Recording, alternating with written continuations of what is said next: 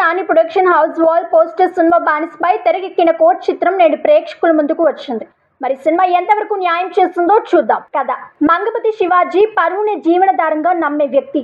అతని కుటుంబానికి చెందిన జాబిలి శ్రీదేవిని చందు హర్షరోషన్ ప్రేమిస్తాడు. కానీ ఆమె మైనర్ కావటంతో మంగపతి ఈ వ్యవహారాన్ని పెద్దదిగా చేసి చందుపై పోక్సో కేసు పెడతాడు. చందును కాపాడేందుకు లాయర్ సూర్యతేజ్ ప్రియదర్శి ఏం చేస్తాడు, అతని పోరాటం ఎలా సాగిందనేది కథ. ప్లస్ పాయింట్స్: టీనేజ్ ప్రేమ, కోర్టు వ్యవస్థలోని అన్యాయంపై సెన్సిబుల్ నరేషన్, శివాజీ మంగపతిగా అత్యద్భుత నటన, ప్రియదర్శి లాయర్ పాత్రలో న్యాచురల్ పర్ఫార్మెన్స్, హర్షరోషన్ శ్రీదేవి క్యారెక్టర్స్ బాగా కనెక్ట్ అవుతాయి. రోహిణి తల్లి పాత్రలో ఆకట్టుకుంది. కోర్టు సన్నివేశాలు గ్రిప్పింగ్ గా తెరకెక్కించారు. మైనస్ పాయింట్స్: కథ నడిపే విధానం ప్రెడిక్టబుల్. సెకండ్ హాఫ్ లో కొన్ని సీన్స్ స్లోగా సాగతీయడం, మంగపతి పాత్ర ముగింపు మరింత బలంగా ఉంటే బాగుండేది. సాంకేతిక పరంగా విజయ్ సంగీతం బాగుంది. సినిమాటోగ్రఫీ న్యాచురల్ విజువల్స్ అందించింది. ఎడిటింగ్ కాస్త కొద్దించినా బాగుండేది. చివరిగా కోర్ట్ మంచి మెసేజ్ ఉన్న కోర్ట్ డ్రామా, కొత్త పద్ధతిగా సాగిన శివాజీ ప్రియదర్శి నటన సినిమాకు బలమైన ప్లస్. న్యాయపరమైన కథలు ఇష్టపడే వారికి ఈ సినిమా నచ్చుతుందనడంలో ఎలాంటి సందేహం లేదు.